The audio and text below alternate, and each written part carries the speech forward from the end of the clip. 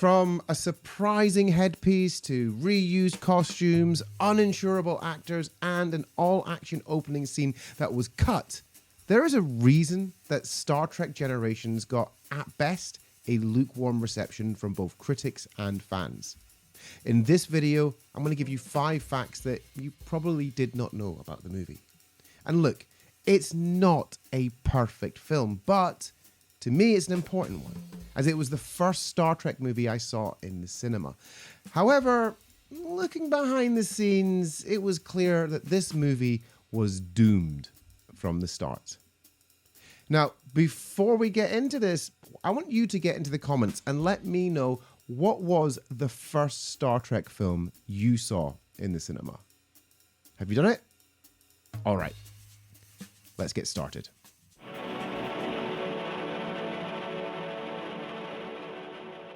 Star Trek VI gave us the perfect send-off for the original series crew, with Kirk's final line being, "Second star to the right. And straight on till morning." Despite this, producer Rick Burnham wanted to bring them back one last time to pass the torch onto the Next Generation cast. Ideally, he wanted the trio of Kirk, Spock, and McCoy to be the ones to do so, but also wanted the full crew. The only problem being, most of them didn't want to come back. Leonard Nimoy turned down the chance to come back, stating that there was no reason for Spock to be in the film. And Nichelle Nichols, she felt the same way. DeForest Kelley was initially rumored to have declined to return as well. However, it later transpired that he was unable to get insurance to be on the set due to his declining health. George Takei was asked if he would return, but he also refused. This was because he didn't want an on-screen demotion to just take orders from Shatner again. I'm not taking orders from you anymore. So this only left James Doohan and Walter Koenig as the only original series cast to return, because they were either willing to work with famously difficult to work with Shatner, or they were paid. Take a guess which one you think it might be.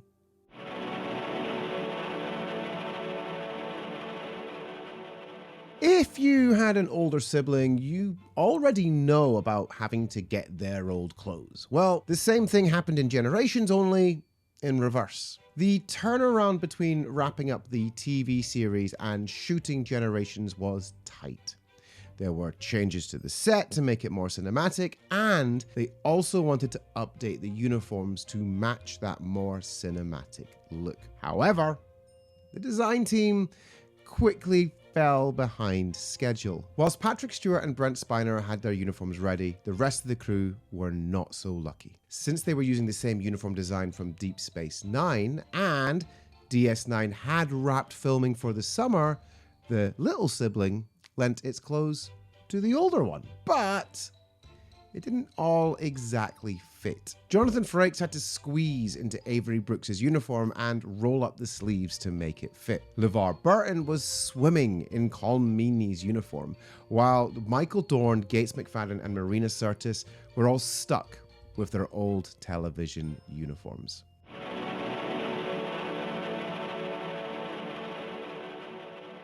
Star Trek Generations is both famous and controversial for, spoiler, the death of James T. Kirk. Teaming up with Picard, they worked together to stop Sauron from destroying the Viridian Star. Kirk ultimately sacrifices himself to ensure that Sauron can be defeated, leaving us with his famous final words. Oh my. This was controversial amongst fans. Many felt it was meaningless, and worse, that he died without his crew, his friends by his side. That being said, in the final frontier, he did say, "I've always known I'll die alone." So he was technically correct. However, his original death could have been so much worse.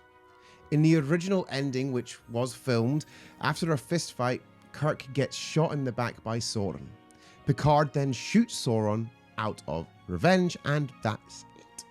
Test audiences hated this, forcing a reshoot. And because the reshoots were done so late, the hardback novelization of the film had the original version of Kirk's death in there. Even the audio version, read by John Delancey, has the original ending. This was only updated when the paperback was released. So, no matter what we think of the death we saw on screen, I think we can all agree that it was far better than what was shot originally. Besides, at least in the final version we got, Kirk died on the bridge. Well, technically under it.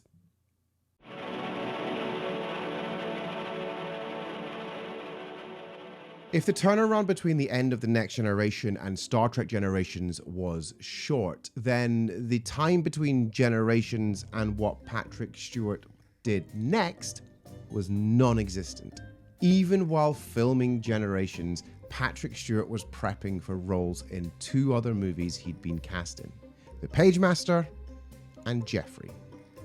For his role in Jeffrey, he was required to keep his hair longer, which wouldn't have been a problem if he hadn't been called in for reshoots, such as the one I discussed earlier, which he was. Because of his follicle obligation to Jeffrey, he was required to wear a bald cap, the seam of which can be clearly seen in several scenes, most notably the Nexus Christmas scene. I mean, at least he wasn't forced to wear the original hairpiece that was suggested before The Next Generation went to air.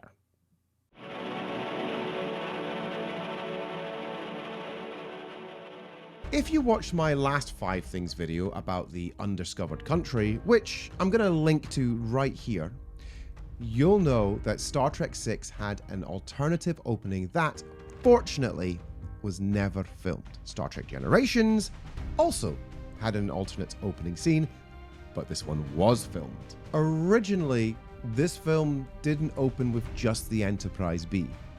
We would have seen Kirk do an orbital skydive. Yes, really. A film about the passage of time, mortality, and legacy originally started with a Mission Impossible style skydive by a pensioner. I mean, truth be told, that is very Shatner-esque. Ultimately, this was abandoned as it just wasn't fitting for the tone of the film. And it would be then almost 20 years later before we would see another pensioner do a crazy skydive. Now it's your turn. Tell me a fact about Star Trek Generations that I missed. And I do read and reply to almost every comment, so give me your best ones. And of course, if you enjoyed this video, the best way to support this channel is to like the video and hit subscribe. I'm working towards 5,000 subs and I'd love to have you on board. Thanks for watching. The hardback novelization